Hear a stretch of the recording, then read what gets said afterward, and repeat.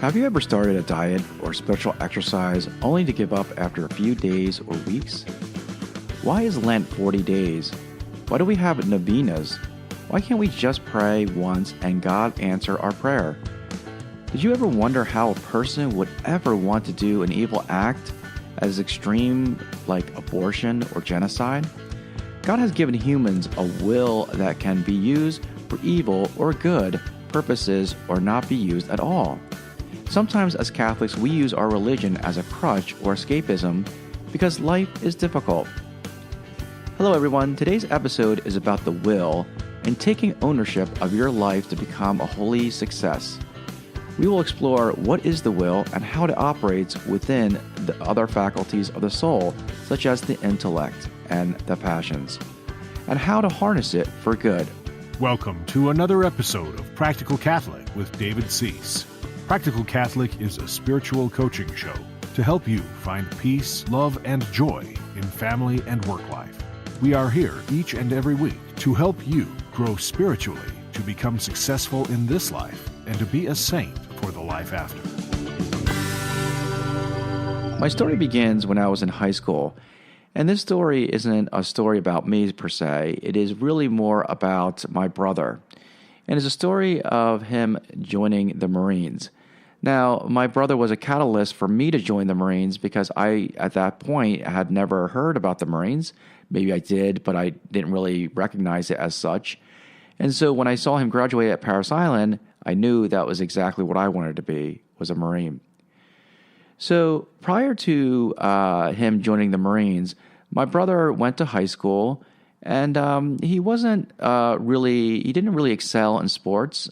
He did try swimming one time, and it didn't work out that well, and he didn't excel in academically as well. And so he had he was, I would say, an average student. Didn't know what he wanted to do. And so one day he gets a phone call from a Marine recruiter. And at that time in high school, you really aren't confident. And so he couldn't say no to the recruiter. And the recruiter asked him, could I come to your house and visit you and talk to you about joining the Marines? And so my brother, being kind of, the typical high school, said, oh, okay. So he hung up the phone, and after he hung up the phone, you could see some anger in his tone. And so I'm watching this whole dialogue between my father and my brother after the phone call, in which he does not want to see the recruiter. And all my father keeps saying is just, he said to my brother, just say no to the recruiter. That's all you have to say. And my brother was trying to create some scheme of how to avoid the recruiter, even as far as taking out our grandfather's wheelchair, and so that he could sit on it and tell the recruiter that he was either a cripple or paraplegic. And my father, of course, would not lie. He was a really good Christian. And he kept saying to my brother, just say no. Just say no to the recruiter, and you don't have to worry about it. So the recruiter comes. I wasn't there when he came. And it sparked an interest in my brother. We don't know why. I have to ask him one day. But it sparked an interest. And he would actually see the recruiter a couple of times until one day he comes home and he says, I'm going to join the Marines. Now, my brother is the least likely person to join the Marines because of what he was. He lacked confidence. He wasn't in shape. So there was this, and more importantly, I think, to our shame, is that we really did not support him. I think that to our shame, it was part of the reason was that we didn't support what he wanted to do. And so it came to a great surprise.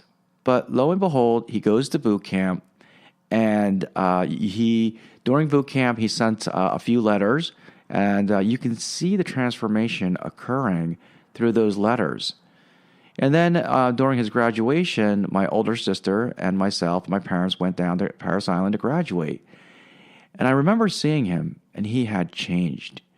Even in the way that he presented himself, how he walked, how he spoke. He was more focused, he was more conscientious, and he was more confident. Those are the three biggest hallmarks that we saw about him. And that's what happened to him. He transformed himself. Later, he would be, activated. He was in the reserves. He would be activated for the First Persian Gulf War. He would marry. He would graduate from college, and he would have a successful job, and he would have 4 children. Now, this is something that we would never have expected.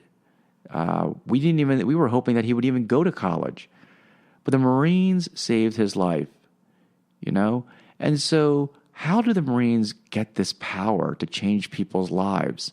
What is it that happens?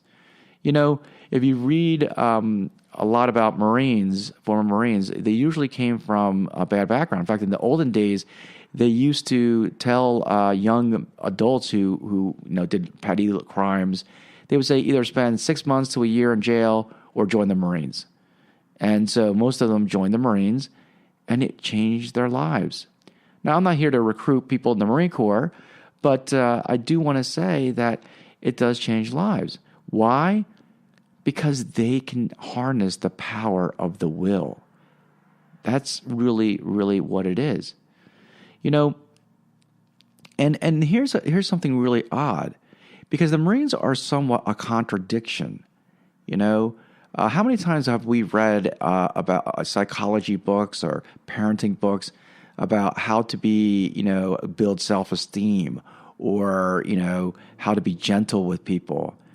And yet here's some contradictions. I found 5 contradictions that occurs, in boot camp. One is they make you feel like a failure. The first 6-7 months of boot camp, you are nothing but a failure. You fail. And they will highlight that and they will point it out. But when you come out of boot camp, you're the most confident person you can ever think of. So think about it. They emphasize that you're a failure. They make you fail. They want you to fail. Yet you come out confident. They're there to break your will. Yes, they're there to break your will. There was a point in boot camp where I literally almost cracked. And they were there to break it psychologically, physically, every point that you can think of. And yet, your will is so strong that you can now win battles. Think about that. Your will, when you come out of boot camp, is so strong, you can win battles. And that's what Marines do. You feel like nothing. They make you feel like you're a nothing. You're a maggot. You're the lowest of the low in boot camp. But when you come out, you're the best. You're the greatest. Everyone knows that when they're looking at a Marine in a uniform, that he represents the perfection of America and patriotism. And that's why when a Marine falls, he's highlighted so much. They raise the bar that is insurmountable. I mean, there are things that that are insurmountable that they make you try to shoot for. So, but they produce a confident Marine that can accomplish anything. Right? The Marines are the most regimented area. The drill, between drill and marching and orders, and yet we have conscientious Marines that have excellent presence of mind, that can make decisions in stressful environments. So it's a contradiction. All these self-esteem books and psychology books and parenting books in some ways have it wrong, right? Everyone's a winner. Don't say anything bad about a person, right? So the Marines are the best way of how to transform a person, right? But how does it begin? It begins with a little act of the will. The story of my brother began with the single fiat, like Our Lady. I'm not trying to compare my brother to Our Lady, but in some sense they're similar. They said yes.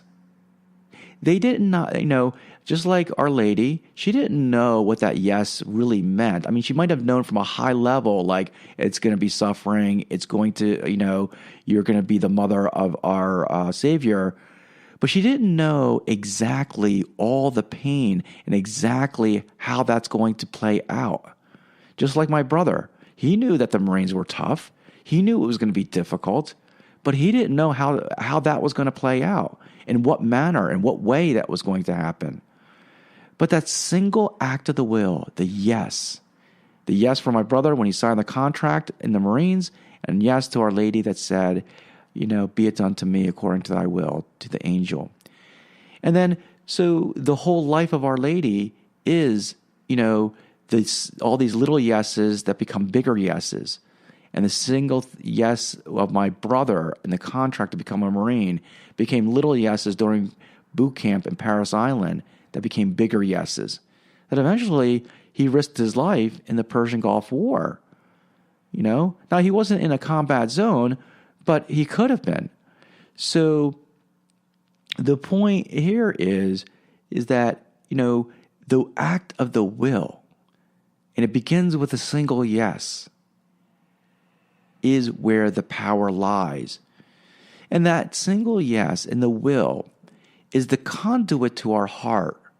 See, a lot of times, especially with Catholicism, we tend to intellectualize our faith and never put our faith into action. We, in essence, become Pharisaic. We do things that we like to do, but never the things that we don't like to do. And so we have to understand that it's at the heart that action begins, and the will is the conduit to our heart. That's where it's at. So today we're going to talk about the act of the will itself, okay, and taking ownership of our lives. You see, that's how we take ownership of our lives, is by the act of the will. A lot of us, don't take ownership of our lives because of many reasons. One is we're in robot mode. We just do whatever the world tells us to do. That's what we do. And then the second is because we allow our passions and our external senses to dominate our lives. That's what most of us do, right? We seek our pleasures, we seek our luxuries, we seek the easy way out. We try to get that quick fix, and that's typically what happens. So instead of being conscientious about our lives and doing things with our will, especially uniting our will with God's will, we act like robots, right? That's what we do. I would probably say 80% of our lives is acting like robots. We go to work, we wake up, we take care of our kids, we do the minimal set about doing that. The second is we don't take ownership of our lives, of our family, our work, even our spirituality. We don't take ownership of it. We feel lost and disconnected, right? That's what we tend to do. And nothing lasts. We get excited about getting married, but then eventually, because we don't take ownership, our wives or our husbands dominate us, our boss dominates us and tells us what we do, instead of conscientiously being a good and holy father, a good and holy mother, a good and holy businessman, a good and holy person through good spirituality. So that's what we got to do. We either fall underneath what I would call emotionalism or intellectualism in our lives. Emotionalism is when we try to escape in music or videos or influencers, always chasing after things that make us feel good. That's what emotionalism does.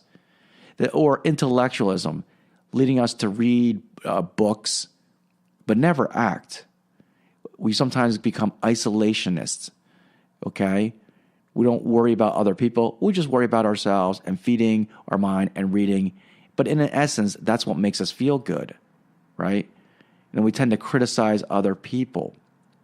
But there's no real action, no real progress in our lives because we're not taking our intellectual ideas and putting it into action through our will and our passions. This one is really big because I've seen a lot of Catholics know theology very well, but never put it in action. Or even worse, in some case, we do put it in action, but our strong will has made us an impactful sinner because we have been misled, thinking that the good is evil and the evil is actually good. All right? So it is only when we have use our will to govern our passions that we get things done. Passions is what makes us go, but it only can make us go and choose the good when our will governs that. Okay, and the Marines know about this. The Marines know how to harness the power of the will. They have a secret, and that secret is this: to harness the power of the will is to be tested. That's what it is. That's the secret, is to be tested. Boot camp is nothing more than a big test. All the military exercises that we do is nothing more than a big test. And what is that test for? For the real battle. They want to test you. They want to see, can you handle this situation, combat situation. That's what it is. And every day they're testing you on that. And that's what God does. He tests us, So that is the secret. We acquire our strength by the will, not by reading, but by testing, by actions. All right? The Marines, when they test us, don't just have us read about the military, but they actually have us do things. We do military exercises, just like spiritual exercises, right? We do military exercises. We go through a boot camp. So we have to understand that the will is the faculty of choice. Why is it a faculty of choice? Because we have to choose the good. If we don't choose the good, then we allow our passions to just do whatever it wants. Okay? So let's talk about these different parts of our soul. All right? And understand what they do. Now, the last two episodes, okay, that we were talking about, we talked about the passions and how it was the engine, how it gets things done, right? So the intellect and the will is like the driver of the car, all right? So the intellect basically tells us where we want to go and presents that and says, hey, do we want to go to McDonald's? Do we want to go home? Do we want to go to the office? And the will chooses where it wants to go. The will says, I want to go to work, or I want to go to McDonald's. And then it executes it through the engine, which we call the passions. So the will is the faculty of choice. So let's think of it this way, okay? The intellect presents the good. It deliberates the good, okay? It informs the good, all right? Now, I'm going to say this, and this is very important to understand. The intellect is not infallible, okay? It can make mistakes. It could be misled. It might not know the full truth. It can err. Most importantly, it can think that the good is actually evil and evil is actually good. Now, what are the things that really influence our intellect? The first thing that influences us in the intellect is selfishness. The intellect is influenced by selfishness. A lot of what we believe, what we think about, can be influenced by what we read. And what we read will really depend on whether we're selfish or self-donating.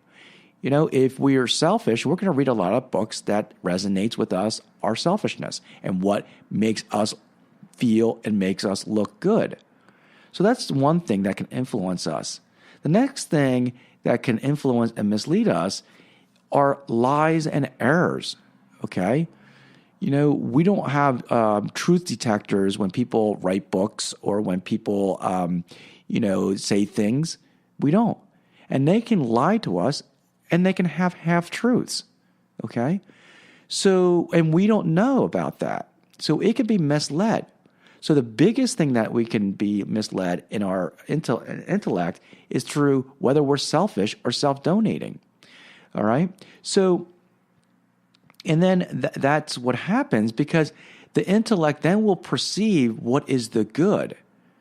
And if we have a selfish mentality and if we're reading selfish materials, then the good could possibly really be evil, and the evil could really possibly be good.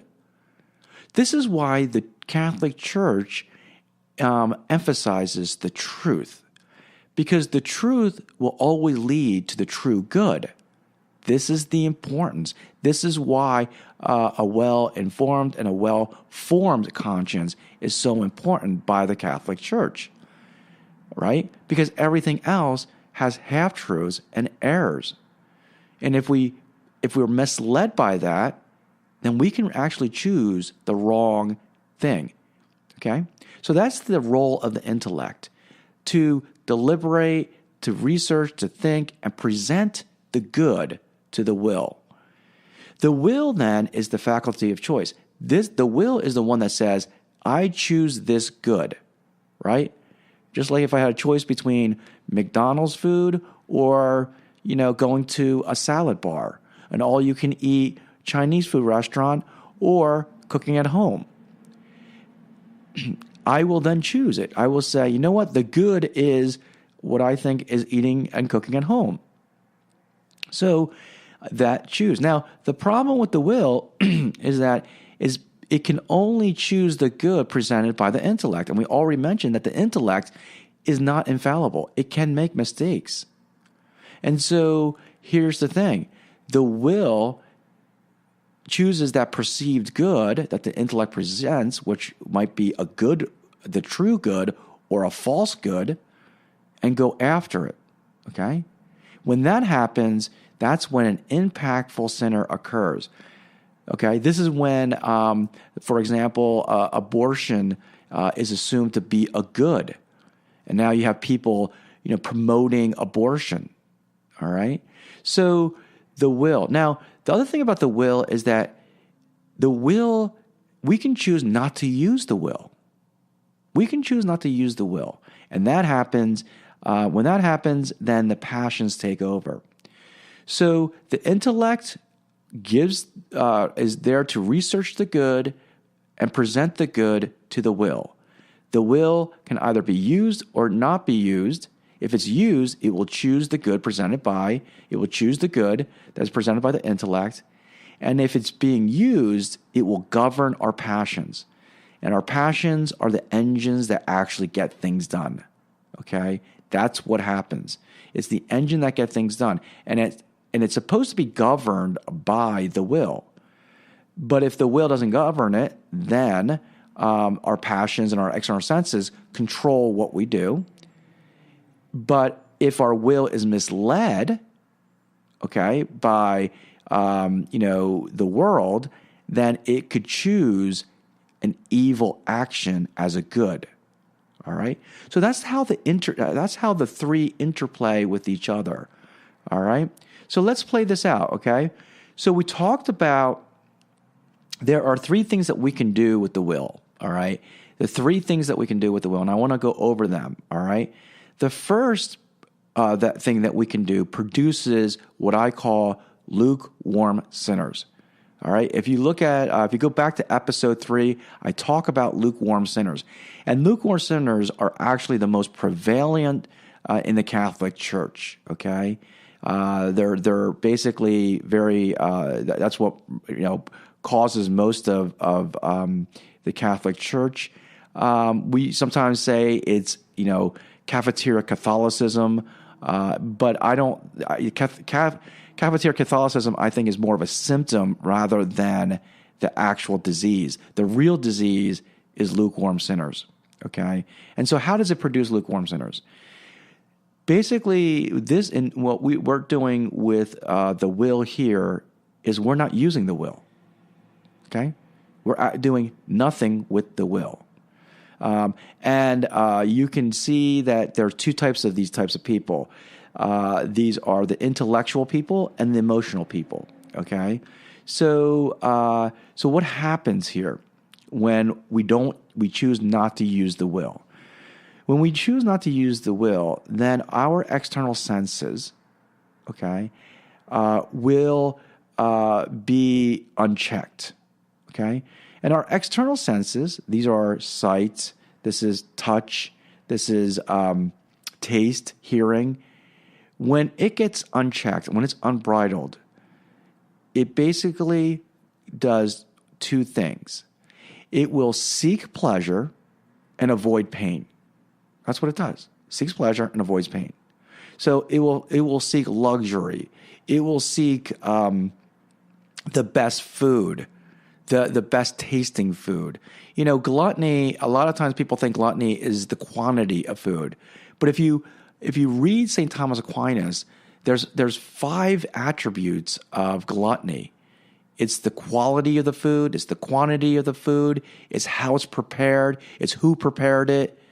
It's and the way that you eat it. If you go extremes in any of those categories, not just with food, but with clothing, with anything that's there, that's gluttony. That is gluttony. So a lot of times, you know, people look at it and they look at maybe a person who's overweight and they say, "Oh, he must be gluttonous," and that is not the case at all. Really, okay?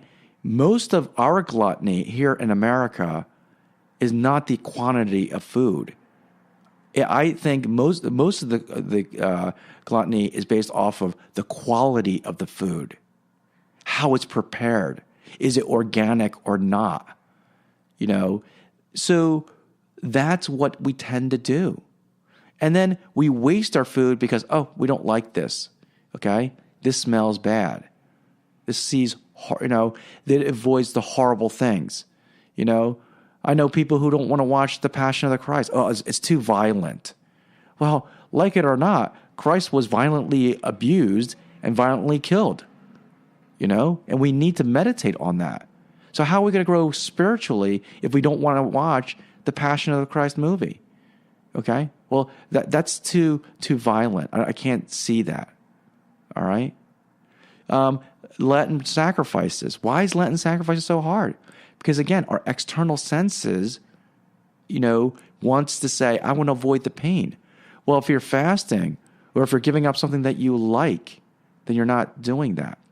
So by not using our will, our external senses go to extremes, okay? The second is in our passions, we also have what we call emotions in there. You know, so if we do not use our will to check meaning like to govern our emotions, it can lead to extreme cases. So, for example, anger. All right, anger leads to anger management issues, road rage, abusiveness. All right, I've been there, but I learned to use the will to control that. Sadness becomes depression. I remember telling a person, did you know that depression is actually a sin? All right? Now, I'm not saying medical depression where there's something medically wrong with you, but if sadness, just natural emotions, leads to sadness, then leads to depression, that is a sin because you are to use your will to control our sadness. You know, real sadness, and we're allowed to be sad, you know, for reasons. You know, when Our Lady saw her son being crucified and tortured, oh yeah, she was sad. But it didn't lead to depression, which is out of control or unreasonable sadness. Fear becomes almost like psychosis and neurosis, you know, when it becomes narcissistic. Fear of germs, allergies, over safety. You know, we can't tolerate someone yelling at us or criticizing us because we're afraid. that is an excessive fear. Certainly we need to be afraid. We need to be afraid of hell. We need to be afraid of sin. We need to be afraid, but not excessively and not minutely. All right? And then, of course, lust. When our emotional, physical love becomes lust. So these are the things that our passions do, and if we don't use our will to control them, will lead us into this emotionalism state or intellectual state. So in essence, we become an emotional wreck. All right? And for these, the last thing, or the other thing that I want to mention is when we intellectualize. All right? So a lot of times there are people out there who want to intellectualize. They just read and listen, to all the Catholic teachings and the podcast, and they get all excited about that. And that's what gets them all fired up. But they don't use the act of the will to act upon it. I will say this, when that happens, you are no different than a Jew or a pagan or a Muslim who reads about Jesus and thinks he has great wisdom, but not the transformative power. All right? You're no different than that. Why? Because you're leaving it at the level of intellectualism. That's what you're doing. And so when we don't use our will to govern our passions, we typically will then fall under what I would call a crutch mentality. We use religion, as a crutch. We typically will use escapism. We typically will escape into alcohol, drugs, isolation. We typically will do excusism, I call it, where everything is, you make excuses. Oh, I have this, I have that, I have this condition, I have that condition.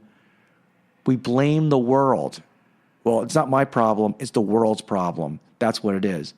And it really leads to negativity. And that's what happens. So this is what happens when we don't allow our will to govern our passions. All right? And then ultimately we become lukewarm sinners because we don't do anything. We just focus on ourselves. And so listen to episode, I believe it's episode 3, about lukewarm sinners on that one. So that's one of the things that we do with the will. In this case, we don't actually use the will. Now, the second thing we can do with the will is we can become an impactful sinner by this way of using the will. And this is the way that we do use it. So basically, we talked about the intellect. And what influences the intellect is whether we're selfish or self-donating, right? Self-donating is what love really is. Love is self-donating. It's an act of the choice to be self-donating, to think outside of yourself and to act upon and do something for others. And the opposite of love is not hate. The opposite of love is selfishness. Because as Catholics, we are called to hate. We have to hate sin and evil. But we are never called to be selfish. Okay? So selfishness is the opposite of love. And so when where our intellect is influenced by selfishness, we choose what is evil to be good. When we read selfish books, we will actually start reading books that will puff up our pride, that will make us better and greater and make other people think they're less. We will then eventually choose evil as a good and a good to be evil. Now, when that happens, and we use the will to implement that good, which is really evil, we become an impactful sinner. This is what happens to impactful sinners, is that they're actually choosing an evil which they perceive as a good, right?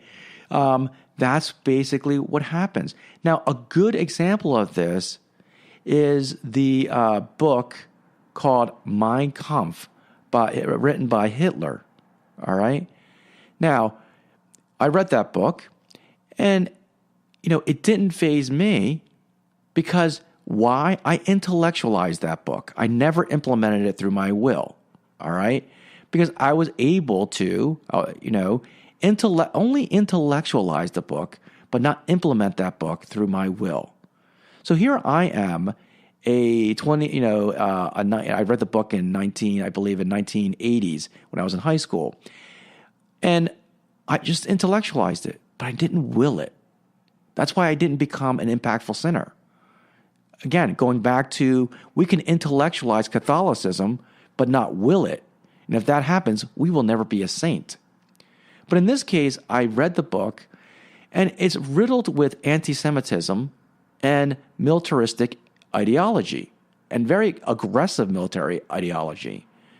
So how is it that this book, right, could influence people?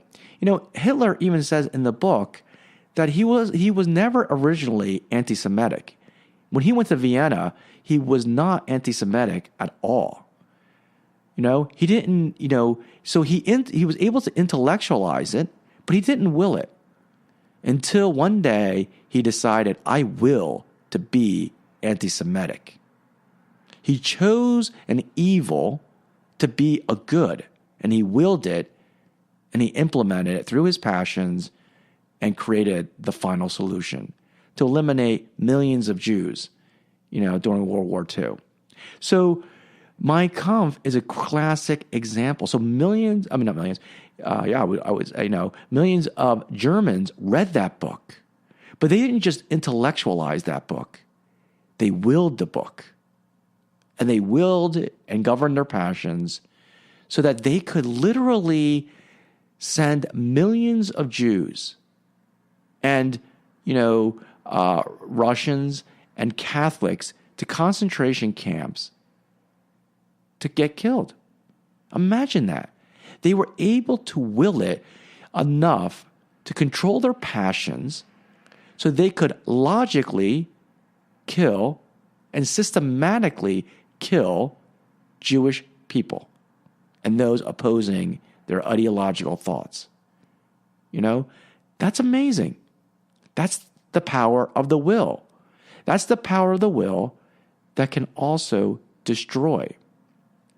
That's an evil, impactful, sinful person. And you say to yourself, why? How can, abortionists do this? Well, it's clearly because they perceive the evil as a good. That's what's happening. And it's influenced by error and by their selfishness. That's basically what they're influenced by. So, now, the third way the intellect and the will can be used, the will can be used is by saintly way, by saints, where the will is self-donating. So the person is self-donating and is influenced by this love, okay, and chooses the true good and avoids the true evil.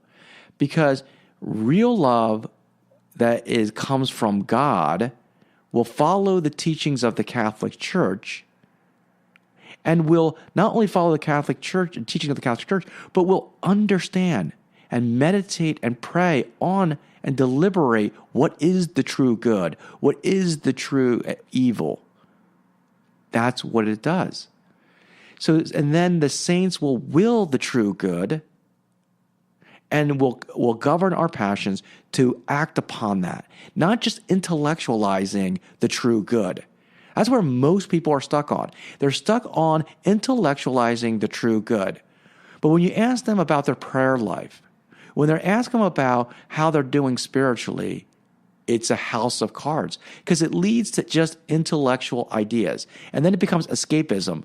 It makes them feel good, okay? And some people just focus mainly on God's mercy rather than God's justice, okay? God in the Bible says, The person who hides their talent, meaning they're not doing anything, is going to hell. The person who does not feed the hungry, clothe the naked, they will be going to everlasting hell. So it's not just doing evil acts, It's not just impactful sinners.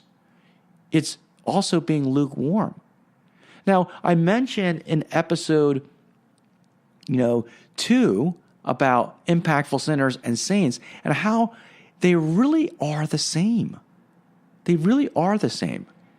But they're only 1 degree off, and that 1 degree is selfishness, right? Because that selfishness influences us between reading good books or bad books, okay? Or listening to good things or bad things, all right? And giving us good information or bad information, all right? So I want to give you this example, all right? So recently there was a movie that came out called Unplanned, and it's about the story of Abby Johnson. All right. If you haven't seen the movie, you should see the movie. Okay. But the story of the movie is about Abby Johnson, who was the director, one of the directors of Planned Parenthood. All right. Now, she emphatically, when she joined Planned Parenthood, she perceived the evil as being a good. She vehemently believed what she was doing was a good. And most pro-choicers think that. We think that for some odd reason, pro-choicers must be this angry, people who are just evil people. They're not. Okay? I know plenty of good Christians who are pro-choice. I shouldn't say good Christians, but, practicing Christians, I should say, who are pro-choice because they perceive the evil as a good. They think abortion is a good. It's caring for the mother, all right?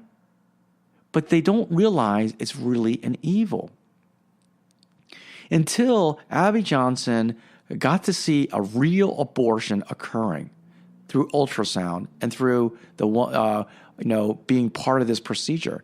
And she finally realized the real truth, the truth that it kills an innocent child, the truth that the child can feel the pain, the truth that it also hurts the mother, the truth that life is beautiful, that life is more important, that life is great, that life is holy.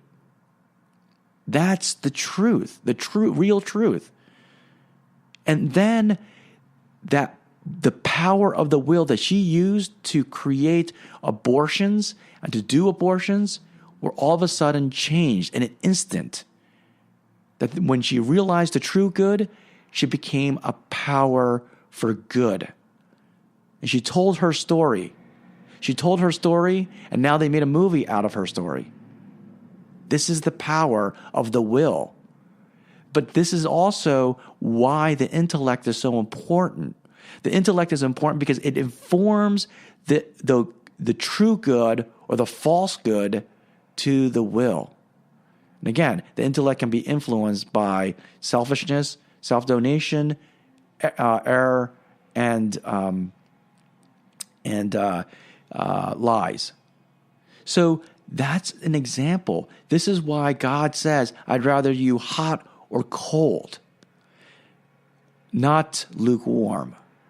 Hot or cold, if you're a sinner, all it takes is that 1 degree, all right, to transform that perceived good, which is evil as really good, to now say, here's the true good. And then once the true good occurs, then the will kicks in and they become a powerful saint. And that's what's happening to Abby Johnson. So, because Christianity is about action, it's about doing, it's not about intellectualizing, it's not about just making us feel good. So, I'm going to quickly go over some things that the world does, the devil does, and ourselves. The first is the world puts us in robotic mode.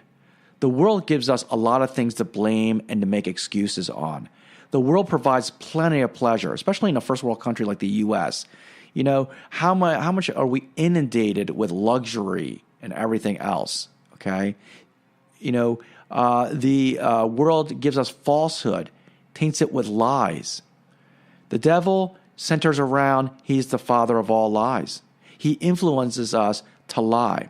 And one thing I want to tell you about the devil is the devil does not lie. He doesn't say black is white or white is black. He uses the truth to lie. This is what he does. He uses the truth to lie. When Jesus was tempted, when he was tempted in the desert, Satan used the Bible to tempt Jesus. Okay? He did. All right? So he can do the same. So Satan doesn't lie. He uses the truth to mislead us, and that's what he does. Prime example, okay, how he misleads us is abortion, all right? Many people who are pro-choicers, Satan focuses on them about the mother. Now, that's not to say that the mother, that pro-lifers don't care about the mother. We care about both the mother and the child. But they overemphasize the mother and de-emphasize the child, right? So he's not lying. You know, you should care about the mother, okay? We don't want this mother to suffer. We don't want this mother to be under duress. But abortion is not the solution because it kills an innocent person, okay? So what Satan does, how he lies typically, is that he overemphasizes one over the other. I firmly believe most of the issues in life is because we pit two things against each other, like the left wing versus the right wing. What's more important, the left wing or the right wing? A pilot would tell you both are important. You know, look at the errors of Protestantism. You know, is faith more important than works, or both just equally important? Is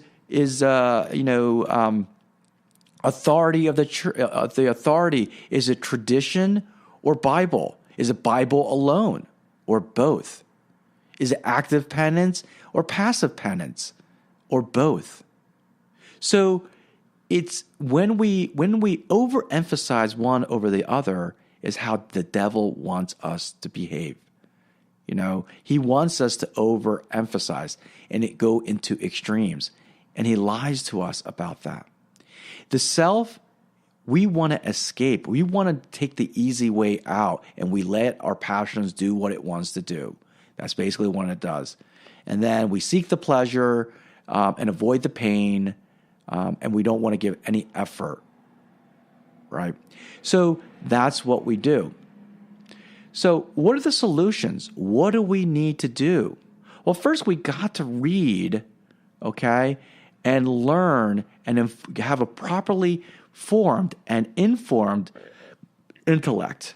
That's what we need, a properly formed and informed intellect. We have to have a well-formed godly intellect. And we have to have holy ignorance. We don't need to read any of that stuff, okay? Read good and godly material.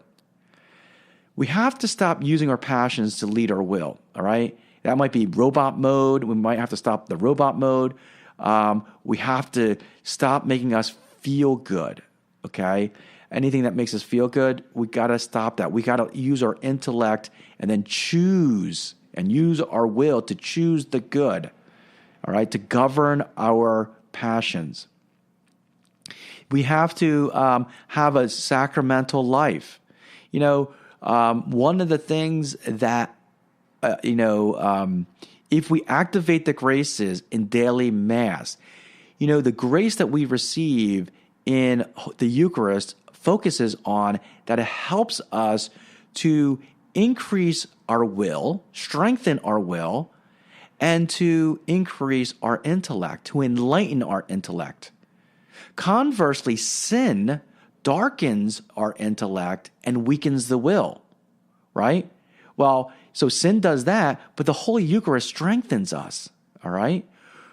And confession, okay, helps us recover ourselves when we darken our will and when we weaken, when we weaken our will and when we darken our intellect through sin. So that's why the sacramental life is so important. These daily sacramental life, frequent confessions, frequent use of the Eucharist to strengthen our will and to increase our intellect. That's what the grace does. And then confession to help us rebound back from a darkened intellect and a weakened will through sin. Okay? The fourth thing we got to do is we have to meditate and reflect and think deliberately. Not rashly, not through our passions, but deliberately, conscientiously do things. Okay? This is the reason why we have the Lenten sacrifices. When we conscientiously say, I am going to sacrifice something. Maybe it's dessert. Maybe it's fasting. Maybe it's abstinence. Whatever it is, whatever good that you're giving up. Remember, it's a good that we give up. We are conscientiously saying that. And then we are using our will. We're choosing it from our will. And then we're implementing it by governing our passions.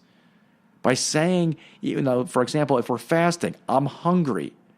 By governing our passions and saying, but I chose to give up food. Okay? To fast. All right?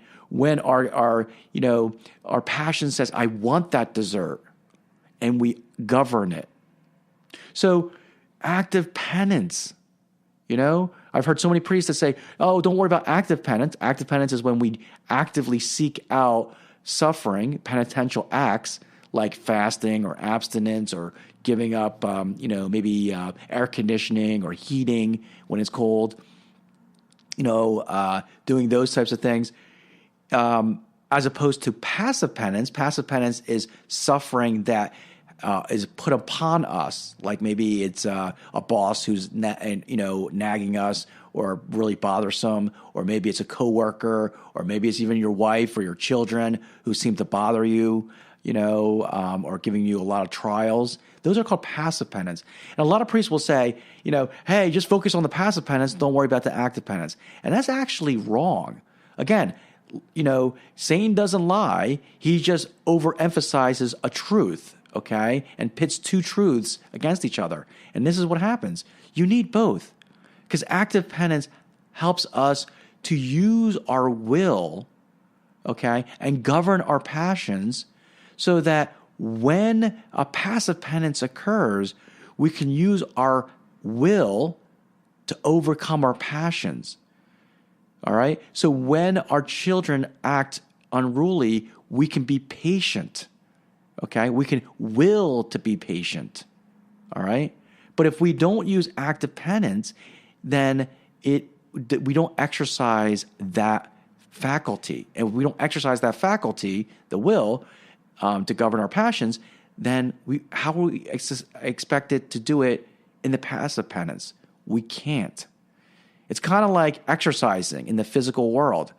You can't expect a guy or a person to carry 200 pounds or 100 pounds if they haven't exercised, if they're just lazy all the time. But I can venture to say that if you do an effective exercise program, that person will be able to walk miles with 100 pounds on his back or her back. So we exercise so that in real life we could perform better and we could feel better. Okay? It's the same thing. So the other way is by making resolutions. Resolutions are so key because that activates the will, okay?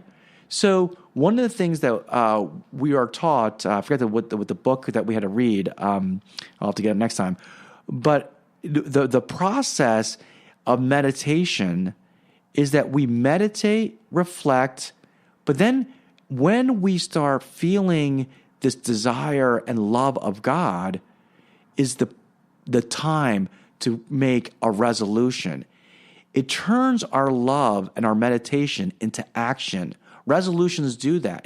That's where the choice, the act of the will becomes. So if I'm meditating on Christ, okay, and the passion and the sense of love comes and occurs, I then make a resolution and say, Lord, I resolve to, be more patient. I resolve to, not drink alcohol. All right, if you're an alcoholic, or I resolve to help my daughter with her math. So these resolutions give us a way to,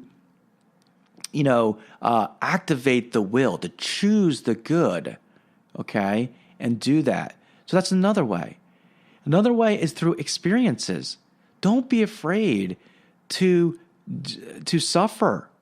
We want to run away, but you know what? We have to experience that. And once we experience that suffering, that's all what Marine Corps boot camp did. We kept suffering. They kept elevating the suffering even more to the point where we grew stronger and stronger and stronger. Building rules. Rules will help us activate the will. All right? Motivating prayers. Those are the way that we can actually help to activate our will, but not only activate our will, but to act upon the true good and avoid the true evil. All right? So that's what we do. So what's the paradigm shift here? All of the practices and the sacraments are there to focus on our intellect and will so we can do good and holy actions. So all these things that the Catholic Church has us do, has us read, has us formed, and the sacramental life is to focus on our intellect and the will. Because once we do the intellect and the will, we will govern our passions to do holy acts. All right? So the Church's theology and sacramental life is to help us identify and lead our intellect to the true good. That's what it does. The Church's practices, practices as in the traditions, like Lenten fast, like resolutions, spirituality, and the sacramental life strengthens our will, because the intellect and the will then govern our passions to act in holiness and love, right? So we have to not only be intellectual, read the theology, understand the theology, meditate on it, but we also have to will it, okay? So that's what the practices do. So an example of this is the great benefits, and we talked about this, of the Lenten sacrifice. All right, we basically conscientiously say, I love Jesus. I'm going to sacrifice this, and I'm choosing to do this. Whether it's, let's say, it's fasting, and then we govern our passions when our external senses feels hungry. When we want to get irritable because we're hungry, we govern those passions. We patiently endure that fasting. All right? Examination of conscience. All right? What have we done wrong? All right? And then making the resolution, I firmly resolve to mend my ways. Okay? That resolution is a choice. Okay? We might fall, but we keep constantly being resolved, choosing to say, I'm going to change my way. All right? Because that is the most important. All right? And then training our passions, governing our passions, is going to be a lifelong experience. That's what happens. But as long as we have as long as we're informed with the true good and we resolve to do the true good, then our everlasting battle will be to govern our passions, to implement that. Okay? So the bottom line, as Catholics, we tend to intellectualize our faith and use our faith as a crutch to isolate ourselves out of fear. That's what happens. We're afraid, and so we don't do the act. But we need to act act as a saintly business person, act as a saintly politician, as a saintly doctor, as a saintly father, as a saintly mother, as a saintly brother, sister, whatever it is. But we need to act. And that takes the act of the will. That's what it takes. It takes the will to govern our passions, to execute the good. If we do not will it, then in reality, we are no better than Muslims, Jews, or pagans that read about Jesus, but only think he's a good person with no transformative power. That's basically what we are. We are no different from them because it's all academic at that point. And that's what it is for most non-Christian denominations. They just read it and intellectualize it. They know about Jesus. They know, they've read the Bible, but it's left at the intellectual level. So if you do not act, then that's all you're doing it. You're leaving it at the intellectual level and not at the not willing it and doing good acts. So I want to read you what Jesus says, right? This is the story about the goats and the sheep. I'm only going to read you about the sheep, right? Because we know the goats, if they don't do it, they're going to hell. All right? So he says, before Jesus, will be gathered all the nations, and he will separate them one from another, as shepherd separates the sheep from the goats. And he will place the sheep at his right hand, but the goats at the left. Then the king will say to those at his right hand, "Come, O blessed of my Father, inherit the kingdom prepared for you from the foundation of the world. For I was hungry, and you gave me food. I was thirsty, and you gave me drink. I was a stranger, and you welcomed me. I was naked, and you clothed me. I was sick, and you visited me. I was in prison, and you came to me." Then the righteous will answer him, "Lord, when did we see you hungry and feed thee, or thirsty and give you drink? And when did we see thee a stranger and welcome thee, or naked and clothe thee? And when did we see thee sick or in prison and visit thee?" And the king will answer them, "Truly I say to you, as you did it to one of the least of these my brethren, you did it to me." You see, it's in the action that is important, not the intellectualization. We can read about how we have to feed the poor, how we have to, correct the ignorant. But if we're not doing it, it is meaningless. Meaningless, right? So you can sanctify the world. That is your mission, is to sanctify the world through your actions as a business owner, as a doctor, as a lawyer, as a politician, as a father, a mother. You are there to sanctify the world. You just need to will it. So let's end it with a prayer. In the name of the Father, and the Son, and the Holy Spirit. Amen. Dear Lord Jesus, help us to be holy. Help us to will to be holy.